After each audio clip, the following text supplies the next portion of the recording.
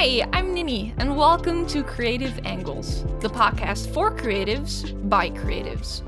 Join us as we talk to people active in the ever-expanding world of the arts in an effort to both inform and inspire.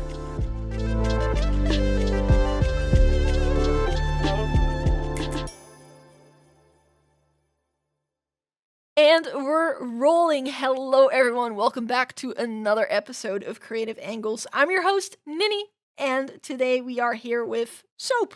Soap, welcome to the podcast. Hello, thank you for having me. I was really excited about this. It's I'm always been glad. like a bucket list type item for me. Oh, really? Oh, that's so sweet. How long have you been making stuff for? Like art? I would say art in general, like since I was the baby, and 21 now. But 3D specifically, I started like December 2019, so about 5 years now. So pretty recent. Yeah. Why did you 5 start years. creating 3D originally? I had originally picked up Blender to make a really bad model of my Sona to pose, so I would be able to draw over it, because drawing anatomy has always been so difficult for me. And then it was like a drug. Like I just had to keep doing it more because it was so much fun. I couldn't put it down. Was it hard to get started with Blender? It was. I found it really fun, but it was incredibly difficult. I was spending like 20 plus hours on stuff. Eat, sleep, drink, everything, just modeling. To the point where like I was starting to have a Tetris effect in my dreams where I woke up with my fingers twitching keyboard commands. That one was really like I was just half asleep and I wake up from like an 8-hour dream of me just modeling something. And my fingers were moving and I got scared. I've never had that happen before or since. Very committed. Yeah. Do you like follow like video tutorials or something? Yeah, whenever I wanted to make something, I'd just like go on YouTube and look up other people making it. And then whenever I like encountered problems while I was making it, I searched up my problem to figure it out. Cool. I mean that works. Was it like time lapses or was it just in real time? Time lapses for the most part, but since this was around 5-ish years ago, there wasn't as many like true tutorials. I looked at a lot of like really beginner stuff that was not sped up, which was helpful. Yeah, that sounds smart because you can actually follow stuff if it's a little slower. When you started off modeling, was there anything you did back then that now you look back on like, oh god, I shouldn't have done that? I would say I don't regret really anything that I did in the past. I think it built a lot of good foundations for me. I tried out a little bit of everything. When I initially started, I was like instantly going for trying to make Pixar style models, which isn't something I recommend to people, but it worked for me because I found the challenge really fun. Right. Even though I was like just throwing myself at a wall doing the same thing over and over again until it looked better. Did you do it like next to like a school or other things? Yeah, I did it alongside high school, though, since I started late 2019, that's around when, like, pandemic lockdowns started. Oh. So I had more free time than usual. When did you start making stuff? Because like right now, I feel like a lot of people know you for making VRChat type things. When did you start doing that? Okay, so I released my first base on September 8th, 2022, which was the same day that the Queen of England died. And I had released it about 30 minutes after the official announcement. And it's always stuck in my mind because I had like some deep fear that her dying would have affected my starting out sales. But I think it's just so funny that that happened so close together. I mean, that's a way to remember when it happened, I guess. Yeah, I had started working on the base a few months before then, so like midsummer 2022. And I had been doing VRChat avatar commissions for about a year before. Oh, when did you start doing those? For the commissions? Yeah, like did someone ask you or?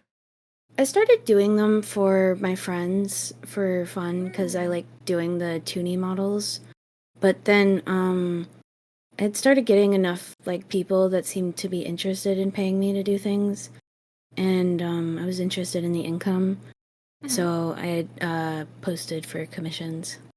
Smart. Is it like nowadays, is it like a nice little part-time thingy essentially? The commissions honestly are mostly like a little drop in my income compared to the base stuff. Hmm. I do them mostly for fun because it's like I get to do new and unique models that aren't kind of fitting my formula, you know? Right. It's like a fun challenge essentially. Yeah, I get to do new stuff. Right, right. Are you intimidated by like character references sometimes when you see them initially? Not at all. When I pick out commissions, I look through my form where everyone's submitted and I pick out the ones that really call to me. Like I Hmm. know that I'll have a good time modeling them.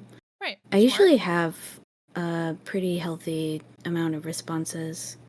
Cause like VRChat and stuff, it's not new, but it's still pretty new. Like if you look back a few years, did you ever expect you would be doing something like this?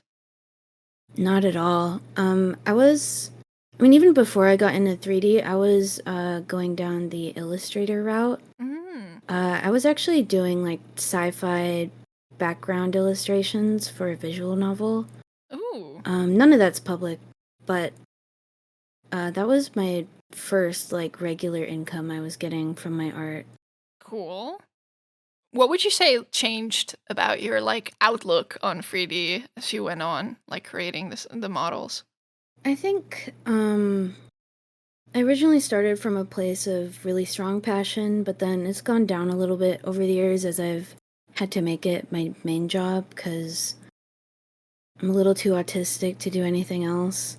Hmm. But I found this Roblox game recently called Pressure that's really inspired me, Hmm. and it's making me start work on my own game that I'd like to release in a few years.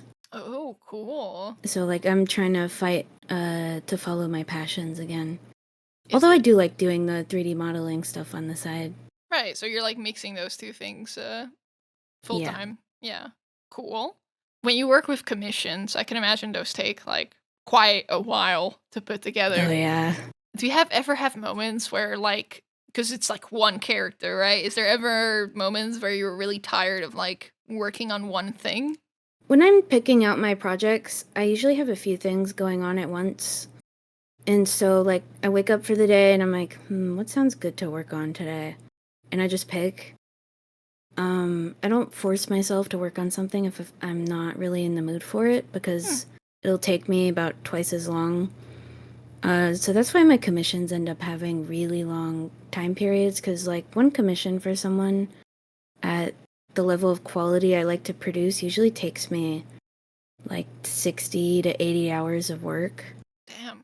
Um, so I really have to spread that out or else I'll go crazy. Yeah, But yeah, yeah. sometimes, like, I'll get into a mood where it's like I'll pull a 3 day weekend where I get like 7 to 8 hours of work done on the model a day.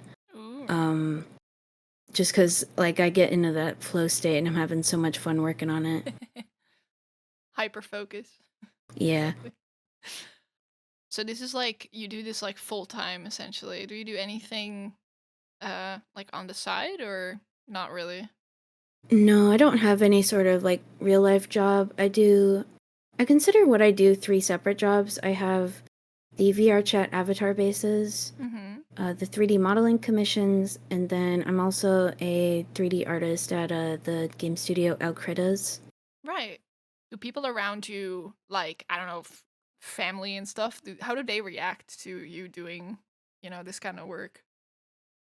Initially, they were like, it was kind of a novelty to them, but it's kind of worn off and they do treat it as like my proper job, which I'm really glad that they've been so respectful about it. Hmm. Sometimes whenever I have to like talk to extended family members, like my grandma, she'll insist to me a lot of things about how I should be running my business that don't apply. Like, you should take out a loan. Oh no. What about your employees? Do you pay them benefits?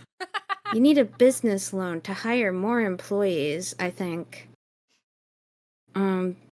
You've got all of these tax write-offs that you should be doing. You need to write off your rent. Oh my God. And just everything. And not a single thing applies, and it's really funny. Yeah. Or she'll veer off into telling me, you should become an engineer. With your 3D modeling skills, you will get a job instantly. I know a guy. Does Yeah. it like change anything when you talk to them about like the income or not really? I think telling them the numbers, it definitely makes them take me a lot more seriously. But it's also like not quite enough to live on. Right. When it comes to, cause like art, right? One of the like struggles I imagine with like making something creative while you're also a creative yourself, like as a hobby, is it like hard to do stuff for fun anymore because of all these like job things? I'd say that I try and mix in my fun personal projects with my regular models, but I definitely feel a lot of pressure to get updates out to clients regularly and get new models and DLC for the avatar community side of things. Like, I don't want to be one of those people that basically vanishes on their clients and takes on a million commissions irresponsibly while they have other stuff they need to be doing on the back burner. Mm-hmm. But if I don't work on personal stuff, I'd start going a little bit crazy. So I just see it as like I'm not allowed to post or get any kind of gratification from sharing the personal work until I've completed what I'm obligated to do. Right. It's like I work on a system of trying to make sure I'm regular with updates and not necessarily the amount of work I'm doing. Because if I'm regularly getting some stuff done, the commission is getting done no matter what. But with bases and stuff, those are usually like I'll lock in and go insane for like a month of nonstop work. Like I'll put everything else off to the side and then it'll be done fairly quickly. Do you like manage your time with like an app or something, or do you just do it whenever in a way? Most of the time I don't, but my last base, Soap Dragons, I used Trello with one of the add-on features for it to time out the steps. Because I was honestly like curious how long it would take me. I found out about the Trello power-up thing from working at Alcreditas. Because that's how I clock in and manage my time. Oh. Is Trello, which is really useful. But for the most part, it's a lot to just keep track of, to always have to hit a button every time I want to work. With commissions, since I usually only work on 1 to 2 at a time before I take on any more, mentally I just have like a log in my mind if it's been like a week or so since I've last sent an update.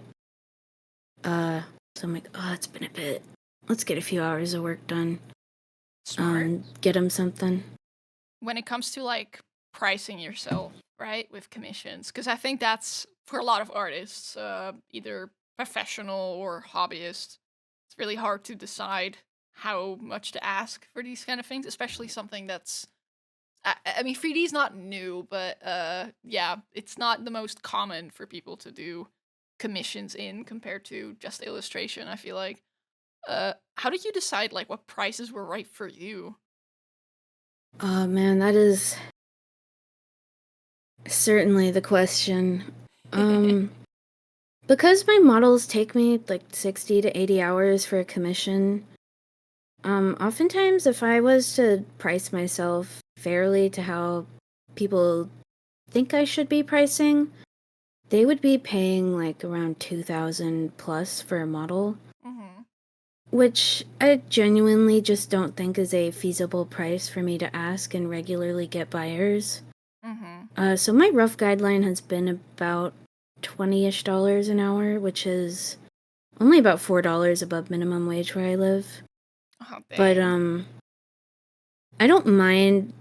For me, the commission's a major part of it is just the fun of getting to work on new stuff, and like my portfolio doesn't end up being kind of generic, cute anthro animals. I get to have a wider variety of what I've done that's recent for when I apply for jobs and stuff. Oh, right. So I end up like roughly looking at other people's prices that are on the cheaper range, and then also having that guideline of roughly about $20 an hour. So models end up, at least on my most up-to-date pricing, we're more like $800 for an average model. Mm-hmm. Would you say a price like that really depends on, like how many people are interested as well? Yes, absolutely. If I've definitely like over time, over the 3-ish years I've been doing commissions, have increased them at every opening as the demand for my stuff grows a lot more. And I feel like I probably would have been safe to increase them more. Mm-hmm. But I almost feel like if I increase them too much, I wouldn't feel like it was worth it for my clients. Right. It's are you like nervous whenever you raise the price? Very much. I think about the prices a lot.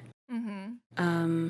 To try and hit a balance between fair for me for how much time I'm going to be spending on it, and fair for your average client that wants a model from me.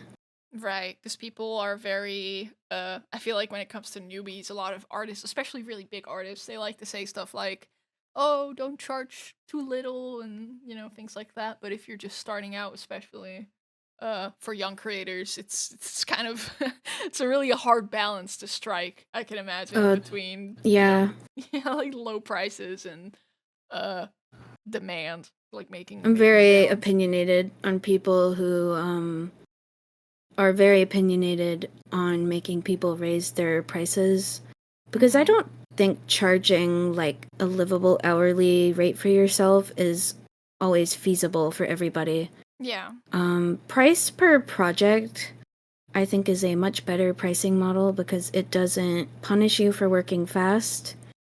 It is you charging for what you think your work is worth. Right. And also a matter of where you live, of course. Like, Yeah. friends.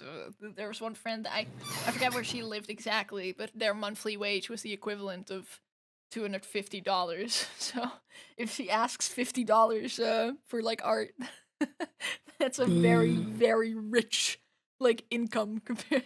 So she would ask like $10 and people kept yelling at her about it, but it's like not sure if that's always the nicest choice to like get borderline mad at artists. Need more empathy with people's reasonings for their pricing, I think. Yeah, exactly. When it comes to like learning Blender, right? Like I think everyone knows about the donut, the donut tutorial. Would you say that the resources have like improved a lot since you started, or has it remained pretty the same? They absolutely have improved a lot. There's been a lot more resources made by guys who are not the donut guy. A lot more. But I would say just like, even from when I started, Blender is the most well community documented software on the planet, I think. Yeah. There is no other software that is as easy to learn as easy to self-teach as Blender. I've tried to learn a few different other 3D softwares in my time. They did not come close. Substance Painter was so difficult that I had to call up a friend and have them like guide me through everything. Like I just had them sit there with me on a call while I tried to make a texture, and anytime I had a question I would ask them. Like I was already quite experienced with Blender and 3D in general. So I was trying to apply my previous knowledge here, and it was still very difficult. Oh But dang. yeah, that call was very helpful. I wouldn't have been able to learn Substance Painter without it. Blender is still like free as well, right? Yes. And is it like still like mostly YouTube videos, or are there other things nowadays as well that are super handy? I would say it's nearly entirely YouTube videos, but there's occasionally paid courses for the more advanced stuff. I've bought There's this guy called P2 Design who makes these really well-made, full-on, like, school-like courses for advanced things in Blender, like studio-level quality animation and rigging. I might eventually buy his rigging course, but I had the animation one for a bit. How much is a course like that, even, if you buy one? So, his ones, I think, are very reasonably priced. They're around $70 to $90. I think I got the animation one for like $60 on discount. That's for how long they are and how in depth of quality, I think that price is very reasonable. Right. I mean, that's pretty, because like personally, I know some Adobe courses that are like definitely like what, $300 or something. So there's definitely Blender courses that are that expensive, but these ones are like very high level knowledge that you're not going to be finding just out on YouTube. Yeah. And also like they walk you through it like very, very slowly, I imagine. Yeah. I think besides YouTube tutorials, that's the main place where anyone can learn Blender. Very occasionally, if I have a niche problem, I'll find something on the Blender Artist forum. But that's for, like, really high-level technical problems that you don't really run into unless you're doing some crazy stuff. Do you also use, like Discord communities or something? I'm in a lot of VRChat Discord communities, but not really Blender ones. I think I've learned a lot through sharing advice and talking with other VRChat creators. There's a lot of like little what's the word for like if there's like a tiny little quirk. Okay. There's a lot of quirks with the VRChat SDK and Unity and how they interact together that are really weird. And like if you want to get an avatar to do something like real specific, there's not a lot of resources out there on that. Do you also like share stuff with like friends maybe, or do you not really know anyone personally that also does Blender stuff? Most of my friends aren't into 3D and avatar stuff, but I'm friends with a lot of VRChat creators. I'd say it's really easy to become friends with VRChat creators because we all share one thing, and that is we play and make content for a social game. Right. That's all about social interaction, which I think is funny. It's like every creator, I think, is 1 to 2 degrees of separation from other creators. Would you say that like that kind of community atmosphere helps you like grow in general? Definitely. For the most part, I'd say we all really like supporting each other. Whenever someone releases a new base, usually we all try and retweet. I know I do at least. Like I like supporting the newer creators coming onto the scene. Right. That's definitely a unique thing to the more online creator sphere, I imagine, compared to the more formal more formal corporate world. I guess it would happen on LinkedIn, but in a different context. Posting my furry avatar base on LinkedIn. Retweet, guys. Have you heard of the motivational whiteboard posts that happen on LinkedIn? The what? Oh, wait. I need a moment to search up one so I can say it in a funny voice. Okay, I found one. One of the LinkedIn whiteboard posts I've seen is like, if you've spent hours interviewing someone, it makes no sense not to trust them from day one. This just shows that you don't trust your own decision making. Like these guys, they just post the most generic motivational quotes that they just write on their whiteboards on LinkedIn. That sounds so like AI generated, straight up, honestly. Which speaking of, have you like used any like, because like I imagine obviously AI is a very broad topic. But I can imagine for creatives, especially with software, it might be really handy if you need a very, very specific thing. Have you used any like resources like something like an AI search to like find really specific answers, or just forums or something? I find that AI search is not very good. Overall, I generally find the concept of using ChatGPT as a search engine really repulsive. Mm-hmm. But I would say that it very occasionally has its uses in assisting me with if I need to quickly get like a Blender add-on to automate a really simple command. I don't know how to program. So I've had it write me up a few buttons that I can use to automate my workflow, and it's been very useful actually. Like just a button that like will automatically add a mirror modifier for me, Ooh. or like delete all the vertices on one side of the model. It's like those precious little seconds I've saved a lot. And I'd say also really the other thing that I've used it for is whenever I'm making really advanced spreadsheets for doing calculator stuff, I'll explain to it what I want it to write me a spreadsheet formula for, and it does that pretty well as well. Mm-hmm. It's a very like obviously it's a lot of parts of it are kind of questionable still, of course, but as a tool to speed up a workflow, which it should be used for above all other functions, it has some good uses, I suppose. Yeah. I say for like generative image AI, Mm-hmm. I've never really found a real use for it, and I don't want to. Yeah. When it first came out, I did play around with it a little bit, Mm-hmm. like years ago. Yeah. Just to see what was up, because I think understanding the technology is important, even if I disagree with it just on a moral level. Yeah, like staying up to date.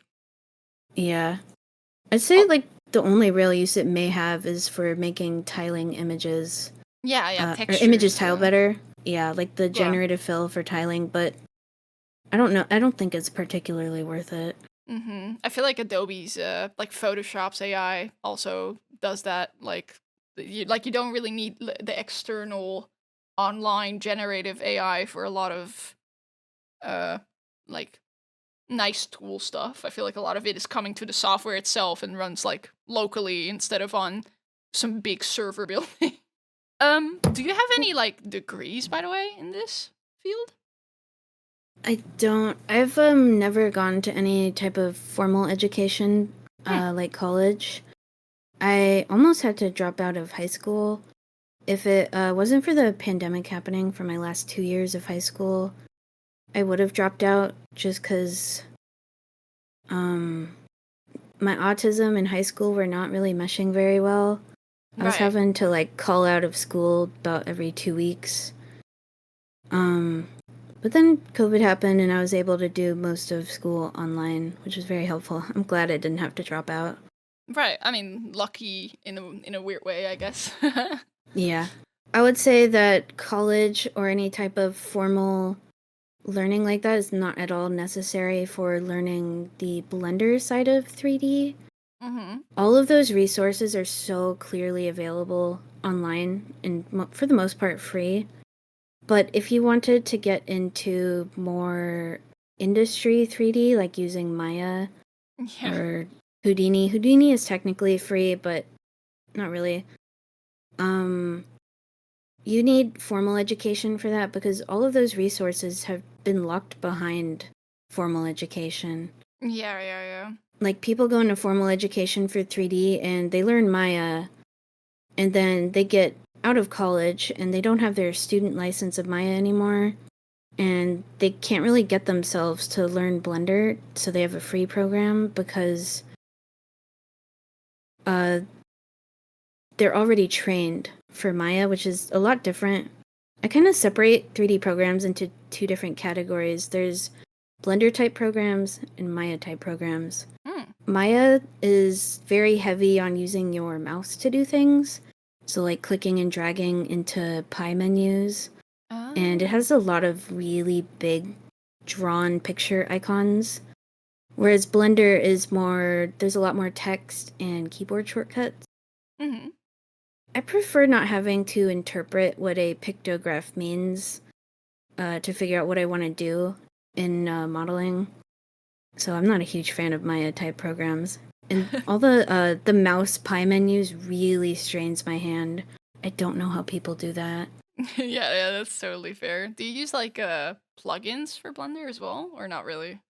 I use a lot of plugins for Blender, but mine still kind of looks like generic Blender.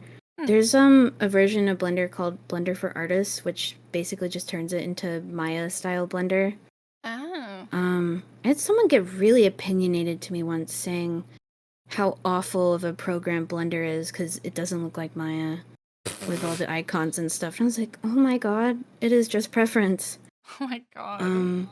Most of the add-ons I use are really tiny stuff that just automates the things I do.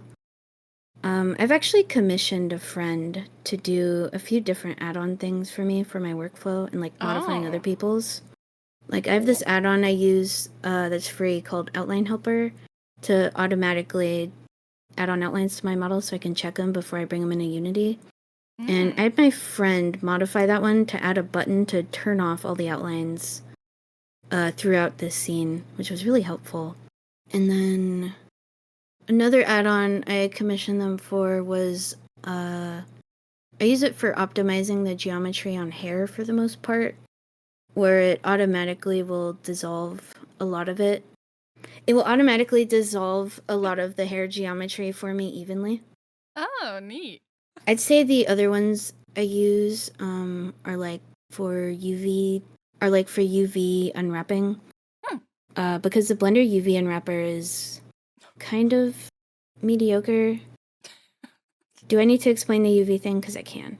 It's I am familiar with it, but it's pretty much like if you take the packaging of a chocolate wrapper and you like fold it on the table, it's like open.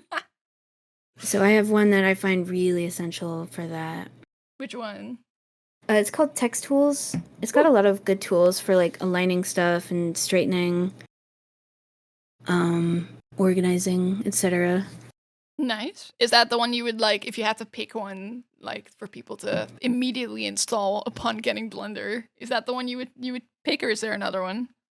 Let me look at my list. I do have a list. Okay. For my add-ons, I would say that I have a lot I would consider really essential. But my main three would be Text Tools, Project Timer, which is basically like a built-in timer for Blender that whenever you do something, it'll count the time of it into your file. There's this one called Apply Shape Key to Basis, which is a ported feature from an old VRChat Blender add-on called Cats. Ooh. I generally have a lot more, but I don't know about listing them all out. It's gonna get a bit boring. Like the most important ones, the ones that everyone should have. Loop Tools, actually. That one's built into Blender, but you have to enable it. Oh. Sounds like a whole other like one of those things you need to know before getting started in Blender, that there's stuff you need to enable. Oh yeah, the built-in Blender add-ons. Except recently, for the newer versions of Blender, 4.2 and above, they stopped adding things built into Blender and they put them on like a new platform. That's extensions.blender.org. But I don't use the new versions of Blender because they changed so much about how stuff works, and it kind of ruins my workflow. Yeah. And they're a lot less compatible, like backwards compatible, because they changed so much about the program fundamentally that if I save a file on accident in a new version of Blender and then bring it back to an old version of Blender and accidentally save it there, the file is permanently corrupted in a lot of stupid ways. I almost lost one of my avatar bases, a lot of progress on one of those to doing that. I panicked hard because my bases rely on merging meshes in Blender. Yeah. And because I accidentally saved it in 4.0, when you brought it back into the main version of Blender I use, which is 3.6, it crashed every time you merged a mesh. Which is like, that's not like a new feature or anything. It's just because they fundamentally changed something in the code of Blender. Oh my god. That just changes how meshes are interpreted. So, at work, Alcritas, we use 4.2 LTS, which is the long-term support version, which they'll be doing like bug fixes for a few years. It's generally best practice to use an LTS version. And I had to make a new icon for 4.2 and a completely new color theme, so I would never mix them up again. I have my 4.2 blender has it's blue instead of orange for the icon, and I put a giant 4 on it. And my theme is all green highlights instead of blue highlights. And I made it a little bit darker. It's like instantly recognizable. I'm like, oh, I'm on the evil 4.2. Okay. It's work time. Yeah. So I just want to go back real quick to starting creating things in general. Why was the reason like that you started creating? Was there anything that inspired you specifically? When I first started, like as a kid, my very first inspiration was My Little Pony because it was my special interest for the first 12-ish years of my life. Oh wow. I was full-blown autism, like train style. You could not talk to me without the conversation being about My Little Pony. I would say every single assignment I turned in like elementary school and middle school, somehow My Little Pony related. I had a crazy collection of the toys. I wasn't just G4. I liked all of them. I started out with G3, but I also liked G1, and then G4 came out, and I was like so excited. Ooh. My parents did not let me go see the first Equestria Girls movie because I was like 11 years old, and they knew that there was going to be a bunch of bronies at the movie. Oh, which was smart. I was so sad. Good that your parents knew about them, I guess. Yeah. My dad used to show me a lot of brony memes around that era. Like, he obviously showed me appropriate ones. Yeah. But I loved seeing all the memes. Oh my god, was he I'm a Pegasus sister, not a brony. No, he was just a regular guy. Like, he wasn't into it, but he was supporting my special interest. That's so sweet. So you started drawing ponies, or? Yeah, I did so much pony art. Aww. I like to think that you can still kind of see the My Little Pony influence in my style. One of my friends that like I've always thought was like, you know, like artists, there's kind of like categories of how art looks like. Everyone has their own thing. But one of my friends, I was like, our styles honestly seem kind of kindred with each other. And then I found out that they were also a massive pony fan, and it all made sense. Common bond. Yeah. Was there anything else next to the ponies, or not really? I would say like later on, in terms of like going for making bases and stuff, Skip 4D's avatar bases are one of the main reasons I decided to start making bases. I was already doing commissions for Toonie models for about a year, but when I saw what they were doing with VRChat, it was really inspiring for me. Was there any like model from someone else or something that made you go, I want to do that? I think I occasionally saw Toonie anime models on YouTube that I liked. Another main reason why I got into 3D is animation memes. I saw that no one was really doing 3D animation memes. Like, there's this one guy that did make them around the Jaeger type era, like 2016-ish, if you remember that. But that was about it, and I was like, this is an untapped niche I could get into. I could get a lot of subscribers for this. Ooh. And I was right. And then I gave up on it because it was really hard. After like a year, I was like, I found a lot more fun in just making the models themselves and not animating them. Right. Before you like start like a new project, like a base or something, do you like sketch it out first? Yeah, I spend a lot of time on the concept art phase. I usually draw a really good orthographic front view, and then I'll draw up a side view, but I don't have to make it as nice as the front. Right. I try and make sure everything lines up, and then when I'm making the model, I have the front and side aligned, but as I've gotten more experienced, I've focused a little less on making the side views perfectly line up, because I've learned that with 3D models and 2D drawing, typically if you're making something look nice in 2D, the side views aren't very accurate. Yeah. And it'll look kind of weird. Like, the head shape of the model is like a very sharp V if you wanted to make it look accurate. Do you like run it by friends to like see what they think, or is it like all you? Yeah, I do. I like I like sharing lots of progress updates with my friends. Keeps me motivated. Right. But ultimately, like when it comes to finalizing my concept art for the bases, it comes down to me because I'm so particular.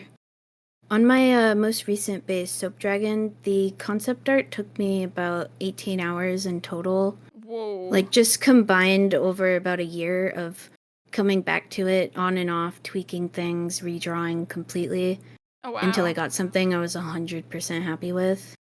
But yeah, that's a lot of. This is just like black and white sketches, no line art, no coloring or anything, kind of messy. 18 hours on getting the concept perfect. What kind of things do you like focus on when you make the concept? Like, what kind of thoughts do you have while working it out? When I'm making my designs for my models, I like to try and make them as androgynous as possible. But my stuff always ends up being a little bit feminine, just because I don't like making bases that I myself wouldn't use. Right. And then I kind of go for cutesy is what people know me for. So I kind of need to stay on brand there. The concept art really just, it has to make you go, aww. And I'd say like the body shape of my models, I also like to make it kind of a mid-ground so I'm able to push and pull it for body customization for people. Like there could be subtle boobs, it could be plus size, it could be skinny. Something about my models that I'm glad sometimes people comment on is like they're very happy about how inclusive I am with plus size options, and I feel like that's something more creators should focus on. Right. Some people tend to argue that they don't know how to do other like body types. Is there some advice you would give to those kinds of people? I would say obviously looking at references and stuff, but maybe potentially if you have any plus size friends who would be open to their giving feedback on something like that, you should run it by them, I think.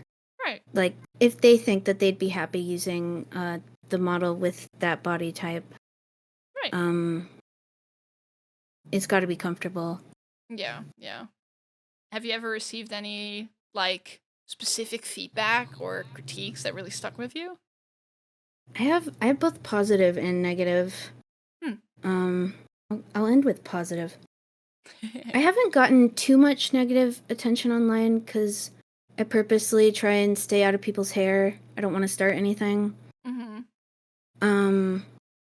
Most of it has been from little kids in my comment sections, just repeating things that they've heard.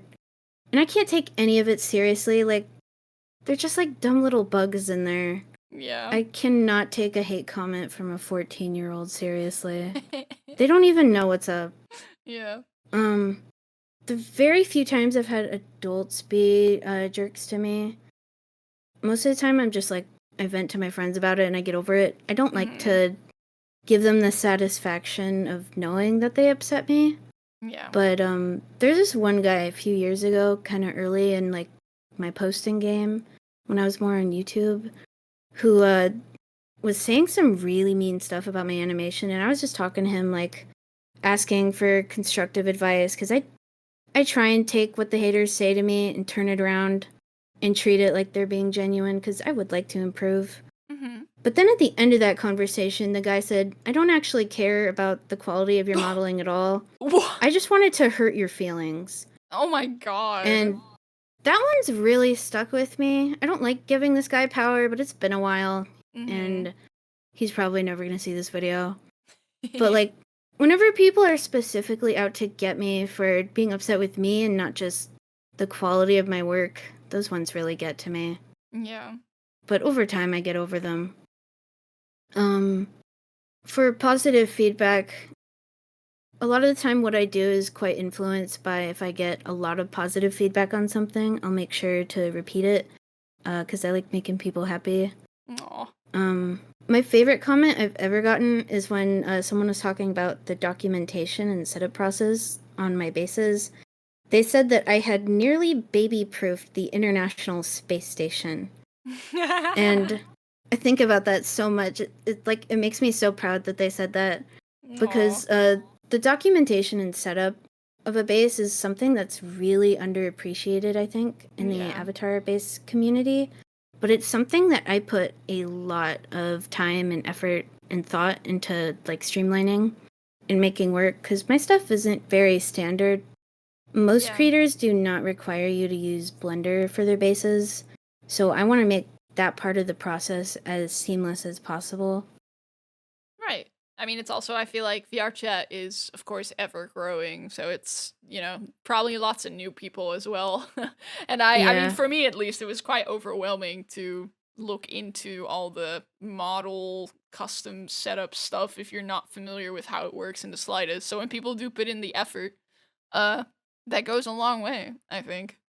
Yeah, with my stuff, with every base now, but a bit less and less because I've kind of got a formula down. I always have complete beginners follow the process for me, Mm. and to like ensure that I can just straight up say, I had someone who had no idea how to do this beforehand follow my tutorials, and they were able to do it fairly painlessly.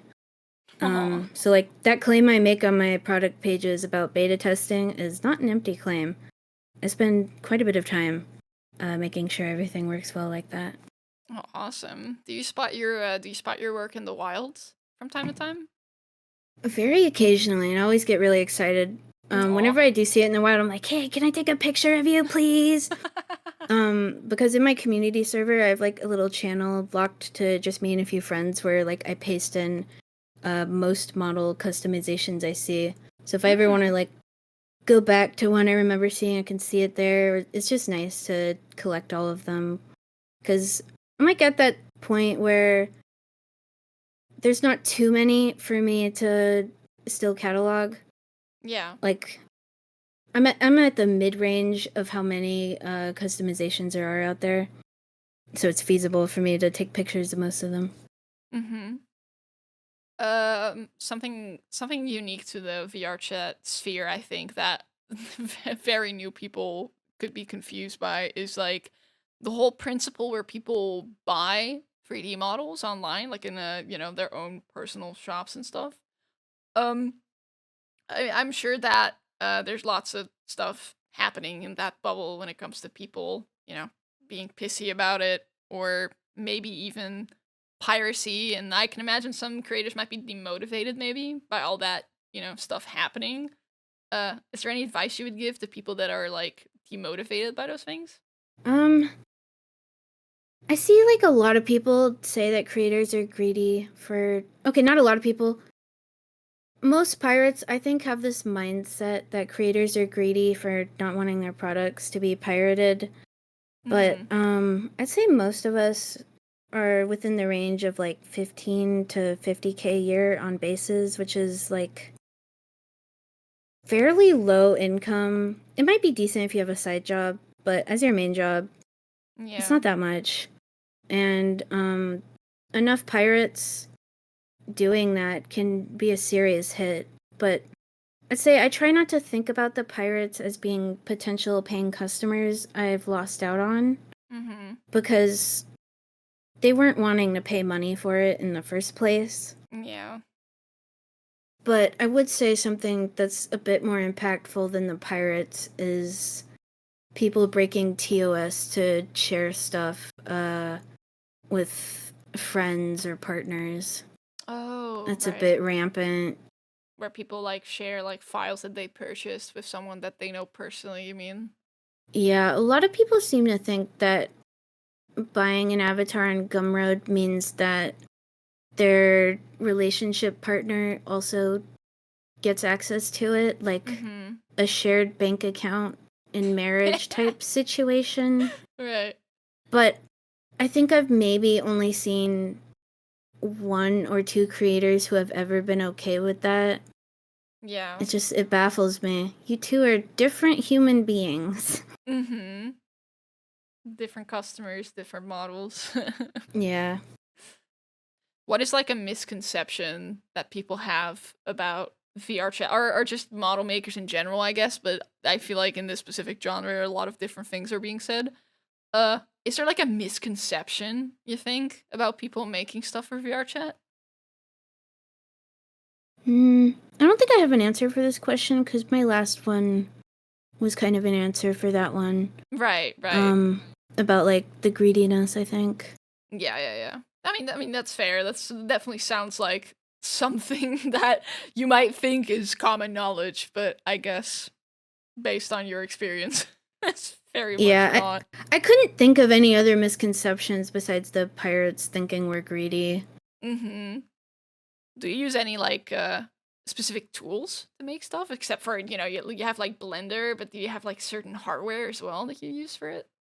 I don't think my setup is super unique. I just have the double monitors and a tablet and a mouse. Right. But one thing I really prioritize is making sure that my ergonomics are decent, Mm. because 3D modeling is a very time-intensive Yeah. activity.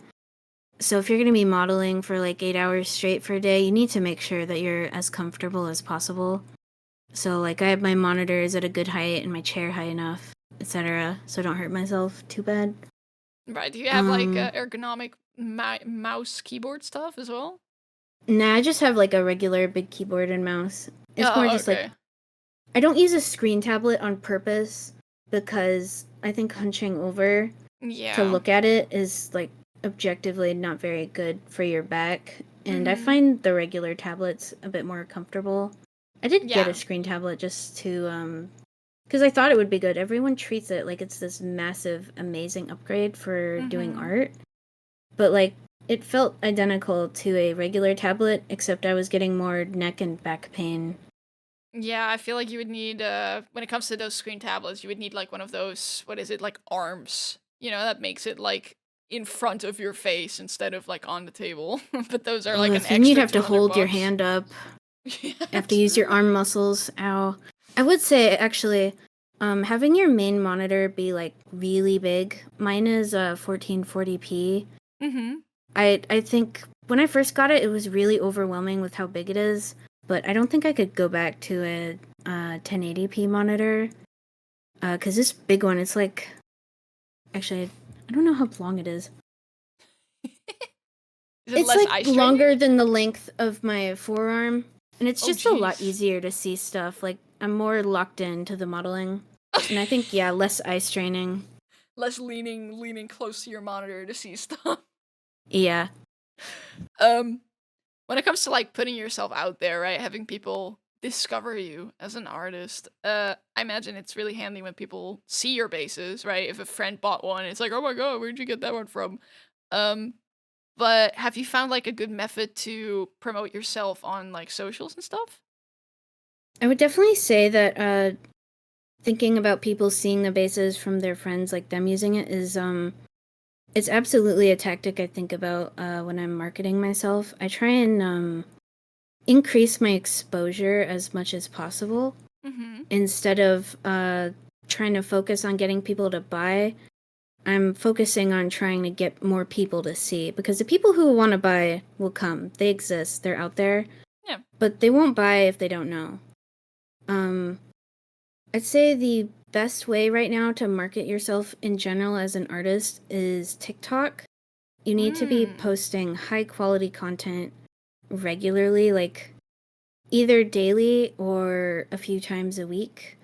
And as long as it's regular and high quality, the audience will come. I found that TikTok is incredibly easy to game to get an audience and attention.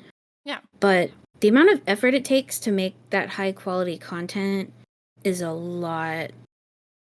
So like, I've kind of taken about a year break from TikTok just because making the videos was so exhausting. And I've had people in my comment section be like, "Where did you go? Come back. I miss you." And I'm just like, I'm actively posting on other social media. I just haven't had energy to film and come up with TikTok ideas and edit them. It's so much work. I do notice, But VRChat, like, VRChat does, like, amazing on TikTok. Like, I see so much of it there. Yeah.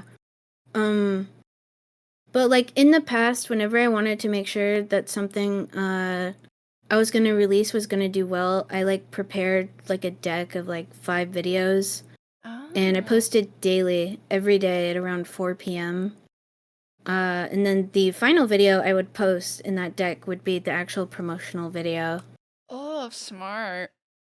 It's so easy to game. It's just, it takes a lot of work to do it. Yeah, I feel like some people focus a lot on like having good content, but unfortunately a lot of these apps care a lot about your consistency as well, you know, like how The good often. content plus consistency is what's important. Yeah, exactly. I don't remember exactly what, but TikTok actively disincentivizes low quality videos. Mm-hmm.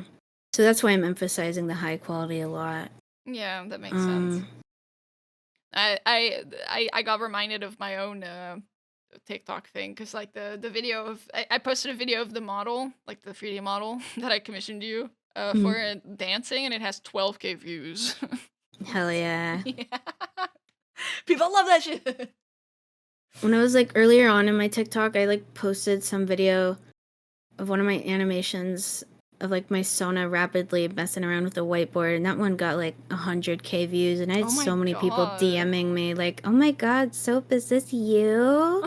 Like, yeah, I'm the only bitch that looks like that. Famous. When it comes to new people, right? If anyone's listening to this and they want to get into maybe even just editing like models in the first place to get started, is there anything you would recommend for them to mess around with? I need a little more clarification on this question before I can answer. Like people that want to get started with 3D but don't really know where to start in that sense, but like if it's VR specific. I would say for most people, I recommend picking really tiny projects at first and then incrementally increasing how complex they get as you gain more confidence with working in 3D. Because basically everyone that I've ever talked to for advice that gave up they aimed way too big. Yeah. And the people that continued, they were doing the smaller stuff first. But with me, that's not how I did it at all. I instantly went in doing the hard stuff because I found the challenge fun. Right. One of the things when I was talking, when I talk to people who are interested, I always tell them, if you don't find the process of problem solving and searching up how to do things fun, I don't recommend that you get into doing 3D stuff, because that is one of the main core fundamentals of doing this. Right. Is you need to be good with looking things up. I mean, yeah, that makes sense. It's I imagine it's similar like Adobe, where you know you bump into a wall and you just Google or look up the very specific problem you're facing, and that's how a lot of learning happens. Well, last but not least, is there anything or anyone, or maybe yourself, something you're working on that you would like to shout out? I really want to shout out Cave Wharfs, who is my best friend and someone who I've worked with on a few of my model bases. They did the concept art for Soap Cats and Soap Dogs. Oh. And I don't think I would have gotten to my success without them. They were very fundamental in me starting all of this. Awesome. And I love their artwork so much. They're a very talented artist. Oh, that's very great. Do I shout out myself here as well? Yeah, you can. Okay. Also, I think you should go to ironicsoap.gumroad.com and look at my 3D models. I like to think that they are pretty good. I spend a lot of time on them, and they have reasonable pricing. And then, on November 20th, every single year, I do a 50% off sale. Oh. You can see my sale code every time you follow me on twitter.com/ironicsoap or any other social media, except Reddit. I love advertising promos. Woo! I love my links. This is sponsored by. Yes. I've thought about doing sponsorships before, actually, but I haven't done one yet. just because I think it'd Oh, be funny. yeah. That would be a giggle's worth. Well, Soph, thank you so much again for being on our little podcast. Thank you for having me. This is really good. I'm Well, so I'm excited I glad you're finally got to do here. one. Well, dear listener, stay awesome, stay creative, and we'll see you next time. Bye.